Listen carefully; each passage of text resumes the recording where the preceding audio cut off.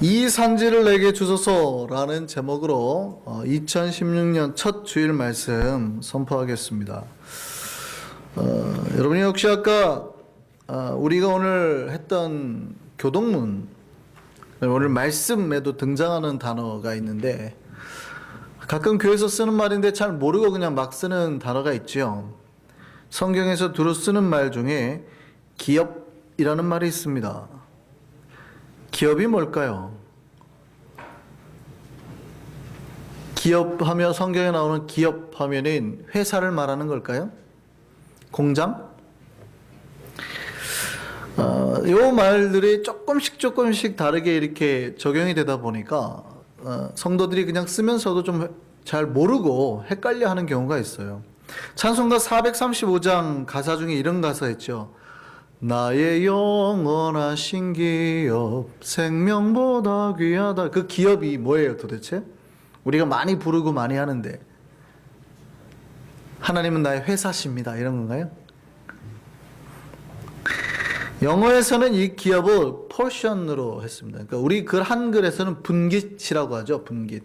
내 목. 어떤 나에게 어떤 그 주신 어떤 재산의 목 뭐 이런 개념이에요.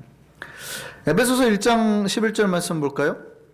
자, 모든 일을 그의 뜻의 결정대로 일하시는 이의 계획을 따라 우리가 예정을 입어 그 안에서 기업이 되었다. 여기도 똑같이 기업이라고 합니다. 우리가 하나님의 기업이 되었다. 여기서 기업이 무슨 뜻일까요? 여기에서의 기업은 표준세 번역에서는 이렇게 번역했습니다. 상속자.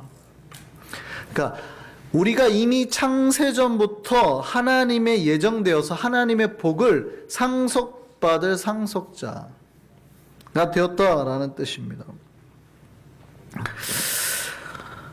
구약에서는 기업이라는 말로 원어 히브리 원어를 보면 나할이나 야라쉬라는 말로 되어 있고요. 주로 또 분깃으로 해석된 헤레크라는 단어도 사용됐습니다.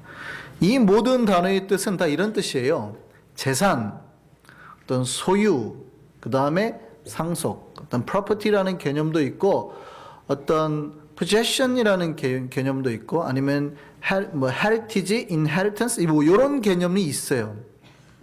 그런데 보통 성경에서 가장 기업으로 많이 쓰는 단어의 그 의미는 이겁니다. land, 땅. 하나님 우리를 기업으로 주셨다고 말할 때 가장 큰, 그러니까 이스라엘 백성들의 생각한 가장 큰 재산의 개념은 뭐냐면 땅이었어요. 땅. 그래서 성경의 많은 부분에서 기업이라고 말할 때는 땅을 말합니다. 땅. 여호와께서 아브라함에게 또 그의 자손들에게 가나안을 그 기업으로 주시겠다고 말한 거예요. 그 땅이 바로 기업인 거죠. 하나님께서 믿음으로 말미암아 주시는 거예요. 이스라엘 백성이 하나님으로부터 기업으로 그 가나안 땅을 받았다는 거죠. 공장, 컴퍼니 개념이 아니라 랜드의 개념입니다. 자, 오늘은 이스라엘 백성이 그 기업인 가나안 땅을 차지하기 위해서 얼마나 열정이 있었는지 그리고 또 얼마나 노력을 했는지 한번 살펴보려고 합니다. 여러분, 우리가 하나님으로부터 기업을 받잖아요. 하나님으로부터 어떤 재산이나 하나님으로부터 어떤 복을 받잖아요. 그 받는 거는 우리가 열심히 해가지고 받는 걸까요? 아니면은 공짜로 받는 걸까요? 여러분이 믿음 생활 열심히 하면 하나님이 여러분에게 땅을 선물로 주실까요? 아니면 하나님이 그냥 공짜로 주시는 걸까요? 하나님의 기업은 은혜로 거저받는 겁니다.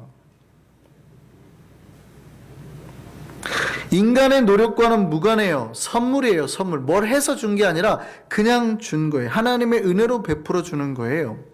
아브라함이 뭔가를 했기 때문에 업적을 이루어서 전쟁을 이루어 가지고 전쟁 이후에 결과물로 얻어낸 게 아니에요. 하나님의 은혜로 주신 거예요.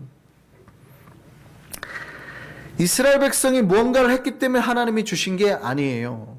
선물로 주셨다 이 말이죠.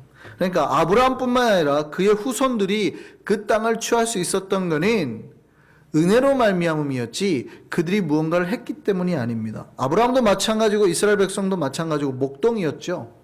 나중에 이스라엘 백성은 수백 년 동안 그냥 노예 생활했습니다. 하나님 앞에 뭘 이렇게 영광스럽게 돌릴 수 있는 그럴 만한 행동을 한 적도 없고 그렇게 할 수도 없었어요. 그냥 노예살이 했다고요. 그런데 하나님은 그들에게 가나안 땅을 기업으로 주신 거였습니다. 그것은 은혜였습니다. 은혜요. 그들의 입장에서 뭘 한 게 아니고 그들이 의로워서도 아니었습니다. 주께서 주신 은혜였어요. 물론 큰 입장에서 하나님의 눈에서 보면 가나안 땅의 백성들을 심판하려 하는 의도가 있었죠. 그러니까 아브라함에게 약속하시고도 바로 주지 않고 400년 동안 기다리게 하셨잖아요. 그러니까 하나님은 이스라엘 백성의 하나님만이 아니고 모든 인류의 하나님이세요. 그러니까 하나님이 큰 눈에서 보면 이스라엘 백성을 통해서 가나안 백성이 회개하고 돌아오기를 기다렸는데 안 하니까 심판하신 거예요. 근데 그래도 가나안 백성 사랑하니까 400년 동안을 기다리게 하신 거죠. 하나님의 큰 눈에서 보면 그런 거지만 이스라엘 백성의 입장에서만 생각하면 그들이 하나님 앞에 뭘 바친 것도 없고 한 것도 없는데도 불구하고 은혜로 그대로 그들을 가나안 땅에 넣으셨단 말이에요. 은혜였습니다. 은혜요. 하나님께서 아브라함과 이삭과 야곱에게 약속을 주시고 그들을 포함한 모든 이스라엘 백성에게 주신 은혜였어요. 근데 하나님이 그러면 정말 공짜로 줬냐? 그건 아닙니다. 그들에게 요구한 게 있었어요. 그게 뭐냐면 믿음입니다. faith예요, faith. 하나님이 당신의 백성에게 딱 한 가지 요구하십니다. 하나님을 향한 믿음. 하나님이 그들을 만드셨다는 것, 하나님이 그들을 사랑하신다는 것, 그리고 하나님이 그들이 하나님 되기를 원하신다는 것, 그것에 대한 온전한 믿음, 그것만을 요구하셨어요. 자, 믿음이 눈에 보이는 겁니까? 안 보이는 겁니까? 여러분, 믿음이 눈에 보일까요? 안 보일까요? 원래 믿음이라는 거는 안 보이는 거예요. 믿음은 쉽게 말하면은 눈에 보이는 게 아니잖아요. 이런 거를 우리가 물체, 사물이 아니기 때문에 눈에 보이는 게 아니죠.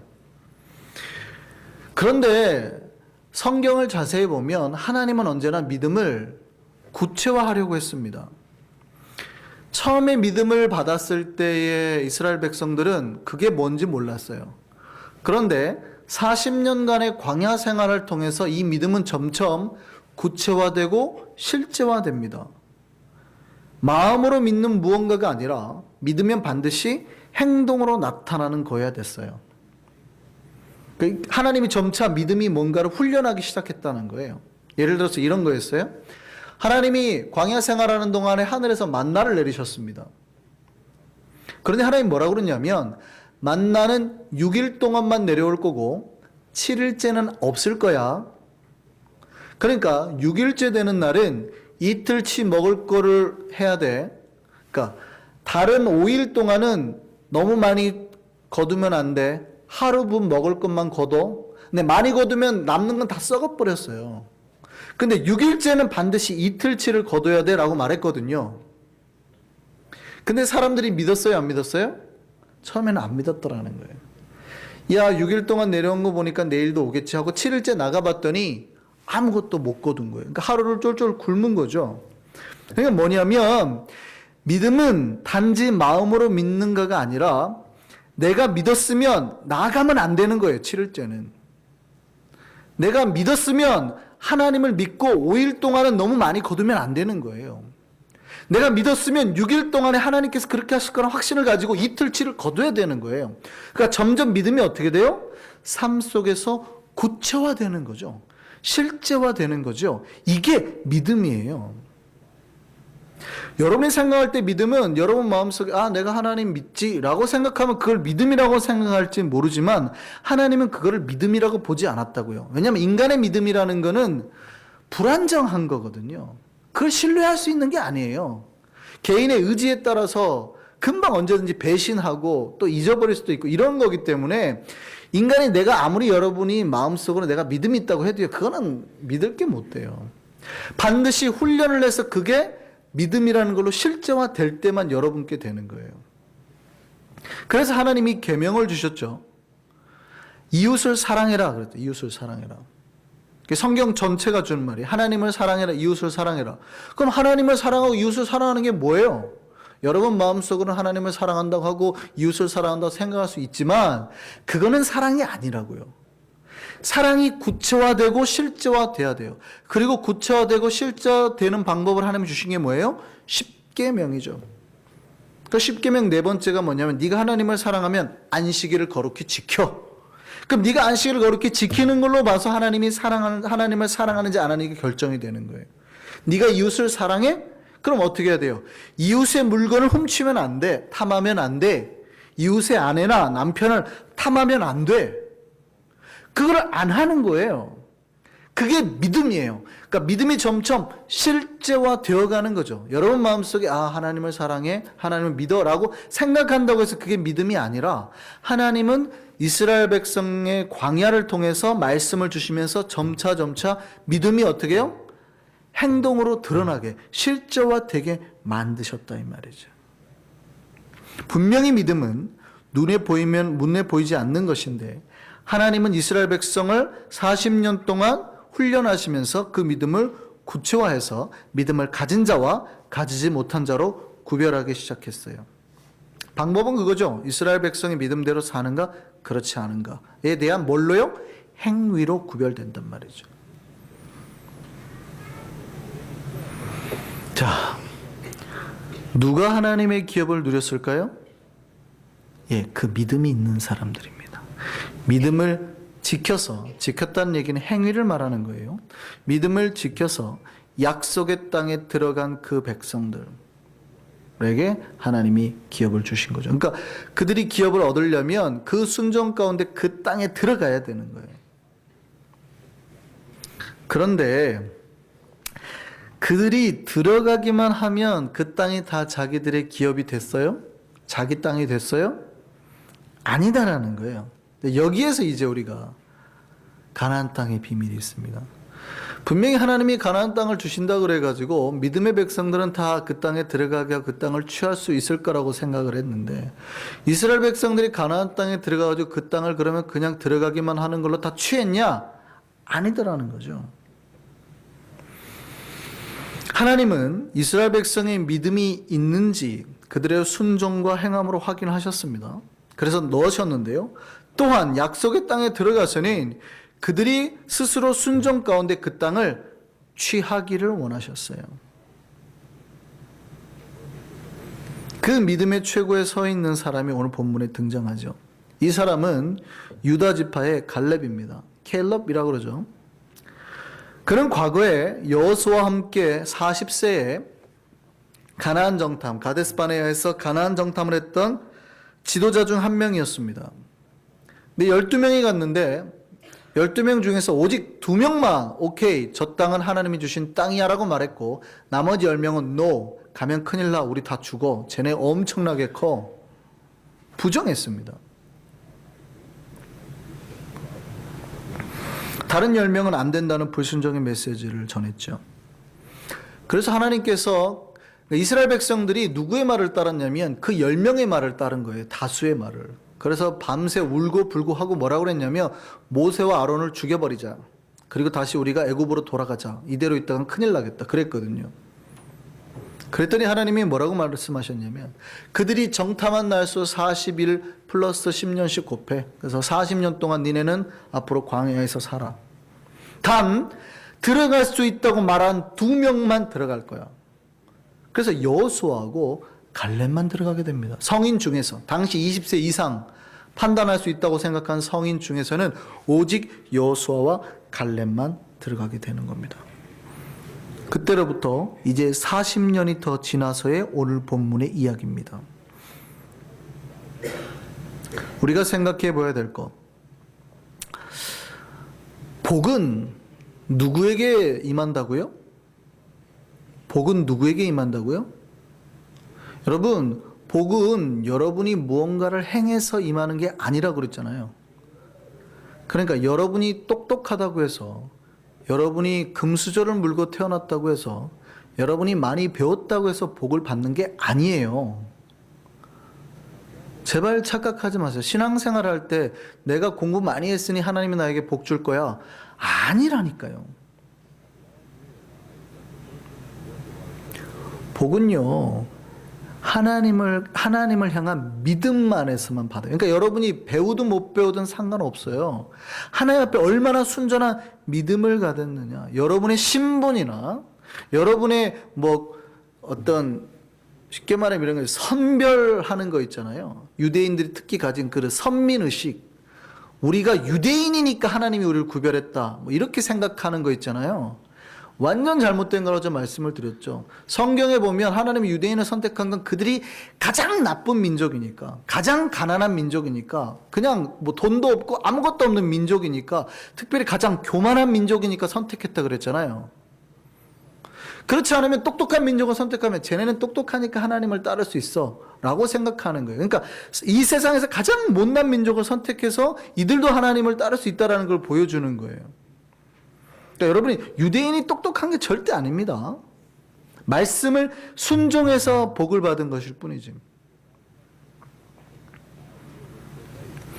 오늘 본문에 갈렙도 그래요. 우리는 하나님의 기업을 받은 사람들이 유대인이나 배운 자나 가진 자라고 생각을 해요. 근데 아니라는 거예요. 성경은 언제나 믿음을 가진 사람이 복을 받는다라고 생각하는 거예요. 내가 어느 지역 출신이라서, 어느 학교 출신이라서 하나님의 기업을 가질 수 있는 게 아니라 하나님 앞에 온전한 믿음을 가지고 있을 때 주님이 기업을 허락하신다는 거예요. 여러분에게 놀라운 사실 하나 알려드릴게요. 갈렙이 어느 지파라고요? 유다 지파라고요. 유다 지파라는 개념은 굉장히 큰 거예요. 예수님이 유다 지파거든요. 그러니까 모든 이스라엘 복의 중심에 유다 지파가 있는 거예요. 그 갈렙이 유다 지파예요. 그런데 오늘 본문 6절을 보면 갈렙을 이렇게 소개하고 있습니다. 갈렙은 어디 사람이냐면 그니스 사람 여분네 아들 갈렙이라고 되어 있어요. 캐니스라고 되어 있습니다. 캐니스. 이 성경에는 겐 사람이라고도 되어 있거든요. 그러니까 여러분은 갈렙을 그냥 쉽게 유대인, 유다 지파 사람, 아니면 이스라엘 사람, 유다인 이렇게 생각할지 모르는데요. 성경은 분명하게 갈렙을 소개할 때마다 유다 사람이라고 소개하지 않아요. 여러분, 갈렙이 유대인이 아닙니다. 갈렙은요, 에돔 사람입니다. 이 그니스라는 사람은 바로 이서의 후손 에돔 족속인이에요. 유대인들이 싫어하는 에돔 족속인이에요. 창세기 36장 9절 말씀 보시죠. 자, 세일산에 있는 에돔 족속의 조상 에서의 족보가 이래요. 그들의 족보가 이러한데 그들의 자손의 이름이 에서의 아내 아다의 아들 엘리바스 이렇게 쭉 나오죠. 그 마지막에 누가 있어요? 가담과 그나스잖아요. 이 그나스가 케나스입니다. 이 그나스가 바로 그니스예요. 여기에 나오는 이 그나스 사람이 바로 성경의 오늘 본문에 말하면 그니스예요. 겐 사람이라고 나오는. 그러니까 갈렙이 유대인이 아니라 이스라엘 백성 유대인들이 싫어하는 사실은 다른 민족이에요. 타민족. 물론 조상이 아마 같을지 모르지만. 그러니까 그들은 이스라엘 땅에 거하다가 나중에 출애굽할 때 같이 따라 나온 다른 족속 중에 한 명이에요. 성경은 이들을 잡족이라고 표현했습니다. 출애굽기 12장 37절 말씀 보시죠. 이스라엘 자손이 라암셋을 떠나서 숫곳에 이르니 유아 외에 보행하는 장정이 60만 가량이요. 수많은 그 다음에 뭐가 있어요? 잡족. Many other people입니다. 근데 그냥 성경은 그 함부로 잡족이라고 표현하지 않기 때문에 히브리 원어를 보면 잡족이라고 해버려요. 그러니까 잡족과 양과 소와 심이 많은 가축. 그러니까 짐승들하고 같이 두는 그런 탑 부족이었단 말이죠. 갈렙이 유대인들이 아주 비방하고 싫어하는 타 부족이었어요. 잡족이었습니다. 그런데 이 사람이 이스라엘 백성 전체를 통틀어서 하나님의 기업인 가나안 땅을 얻은 단 2명, 가장 잘 나가는 모세 후계자였던 여호수아와 동등하게 계수되는 사람이 됐단 말이죠.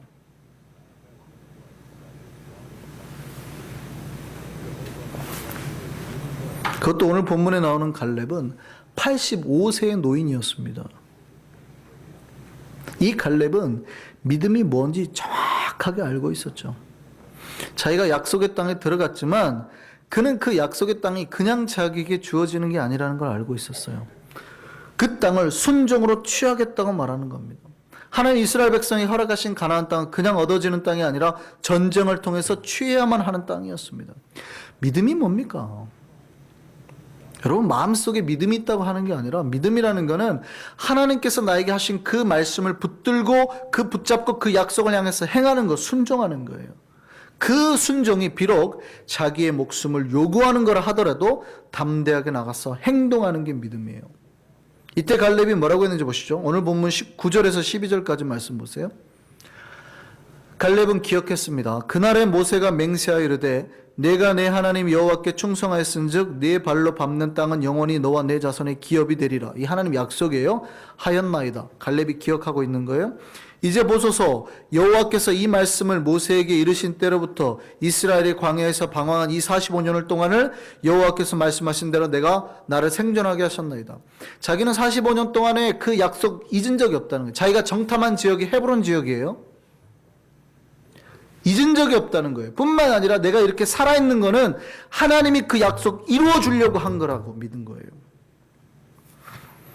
그 다음에 뭐라고 그래요? 내가 지금 오늘 내가 85세로 돼 모세가 나를 보내던 날과 같이 45년 전과 같이 오늘도 여전히 강건하니 내 힘이 그때나 지금이나 같아서 싸움에나 출입에 감당할 수 있으니 그날에 여호와께서 말씀하신 이 산지를 지금 내게 주소서. 헤브론 땅을 내게 주소서라고 말하는 겁니다.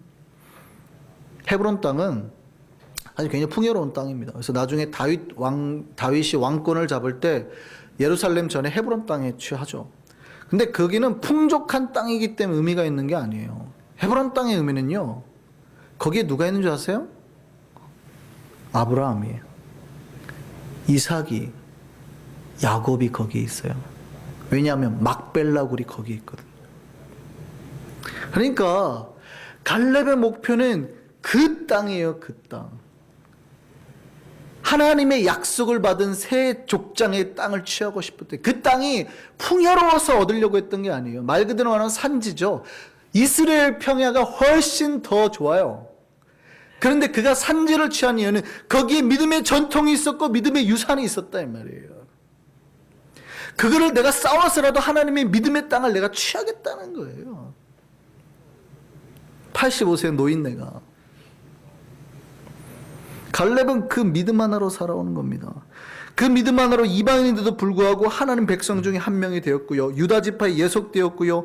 40세에 이미 그들이 인정할 만큼 대표가 되었고요. 그 인생의 마지막에 가까웠지만 그는 여전히 하나님 앞에 자기의 믿음을 포기하지 않고 나갔습니다. 어떤 목사님이 그랬습니다. 갈렙의 말을 그대로 믿어가지고 갈렙이 비록 85세지만 그는 40세와 똑같은 힘과 건강을 가졌다라고 말씀하신 분도 있습니다. 어느 정도 저는 갈렙이 건강하다고 생각합니다. 그렇지만 이거는 물리적으로 불가능하죠. 여러분, 85세 노인이 40세랑 똑같겠습니까? 자신감 있게 말한 것 뿐이에요. 내가 여전히 강건하니까 걱정하지 마시고 나를 보내주세요. 그렇게 말한 거지.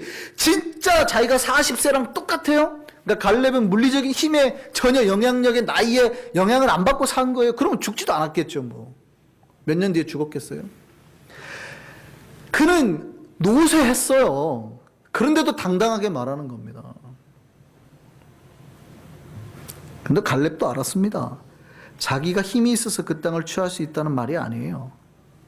그만큼 그는 믿었다는 거예요. 왜냐하면 갈렙은 자기를 의지했던 게 아니라 하나님을 의지했기 때문이죠. 오늘 보면 12절을 자세히 보시면 그래서 갈렙이 이런 말을 합니다. 자기가 취할 수 있다고 말하는 이유는 그 성읍들이 크고 견고할지라도 여호와께서 나와 함께 하시면 이라고 말하는 거예요. 그러니까 내 힘으로 하겠다는 게 아니라 여호와께서 나와 함께 하시면 내가 비록 노인네지만 그 땅을 취할 수 있습니다. 갈렙이 뭘 말하는 거예요? 믿음을 말하는 거예요. 하나님이 나와 함께 하신다는 믿음, 나는 그 믿음이 있기에 그 땅을 취할 겁니다. 약속의 땅을 취할 겁니다. 내 조상들이 묻혀있는 저 땅을 취할 겁니다. 이게 믿음의 후손이 해야 될 일입니다. 그 얘기하고 있는 겁니다. 갈렙은 정확하게 알고 있었죠. 자기들이 가나안 땅의 기업으로 차지할 수 있는 방법, 자기들의 힘이 있지 않다는 거예요. 오직 믿음이어야 한다는 거예요. 하나님께서 함께 하셔야 된다는 믿음입니다. 그 믿음은 마음속에서 일어나는 믿음이 아니라 하나님이 나와 함께 하시기에 그 하나님을 믿고 나아가서 직접 싸우는 믿음이에요. 행위예요. 싸워서 승리하고 쟁취하는 믿음이에요.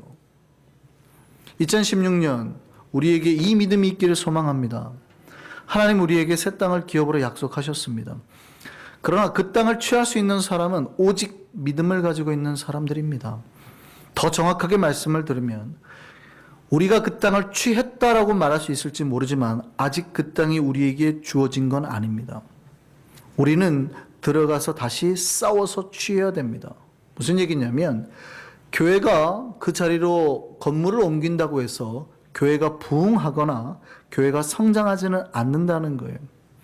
우리는 다시 말씀을 붙들고 하나님과 함께 세상으로 나아가서 싸워야 되는 겁니다.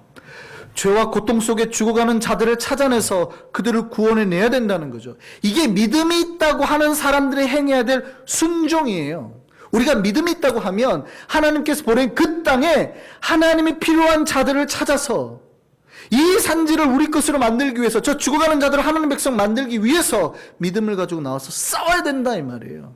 그래야 그 땅이 우리 땅이 되는 거예요. 믿으십니까? 이 믿음이 있는 자들 해야 될 순종이에요. 한성교회는 그럴 때 비로소 진정한 기업을 주님으로부터 얻게 될 줄 믿습니다. 제가 말씀드립니다. 교회는 건물이 아니에요. 우리는 건물을 이사하는 거지 정확한 의미에서 교회를 옮기는 건 아닙니다. 교회가 옮겨지지 않았잖아요. 인간들이 교회인데 어떻게 이게 옮겨졌습니까? 우리는 건물을 옮기는 거지 교회를 옮기는 건 아닙니다. 편의상 우리가 그냥 교회 옮긴다고 말할 뿐이지. 그러면 진짜 교회가 성장하고 그 땅을 더 넓게 차지하려면 그 하나님의 교회가 믿음을 가지고 세상에 나아가서 전도해 놔야 되는 거예요. 그거는 우리 힘으로 되는 게 아닙니다. 갈렙의 믿음의 고백처럼 주님이 함께 계심을 믿을 때 그 믿음을 가지고 나아갈 때 이루어지는 겁니다. 부모들이 자녀에게 가장 큰 모욕을 느낄 때가 언제인 줄 아십니까? 자녀가 부모를 못 믿을 때입니다.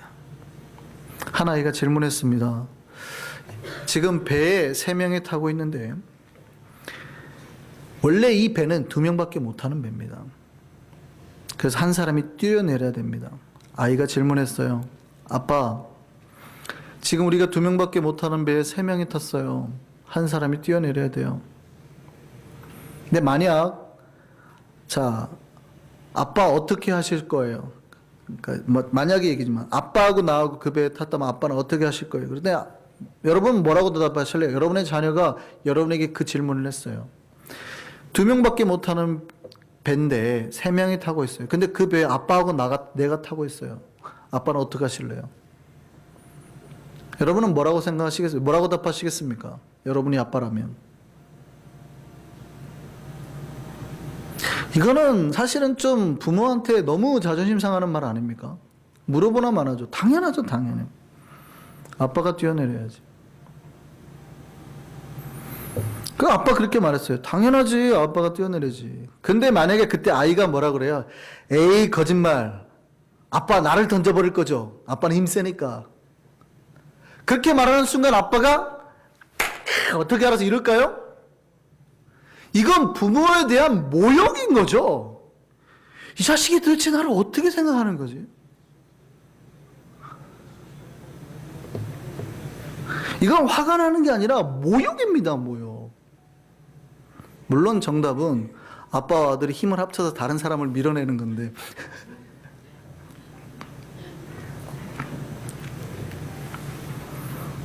여러분, 하나님이 나와 함께 계실 겁니까? 라고 묻는 거는요, 하나님에 대한 최고의 모욕이에요.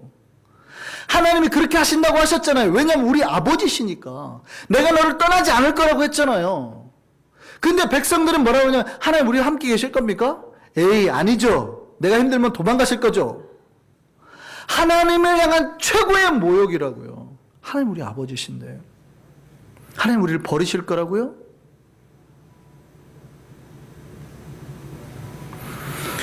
주님이 우리와 함께 계셔서 약속의 기업을 얻기까지 승리하실 것을 믿으시기 바랍니다. 그리고 믿음으로 이렇게 외치세요. 이 산지를 내게 주소서. 여호와께서 나와 함께 하시면. 이것이 2010년 우리 한성교회 표어입니다. 캐치워드입니다. 슬로건입니다. 이 산지를 내게 주소서.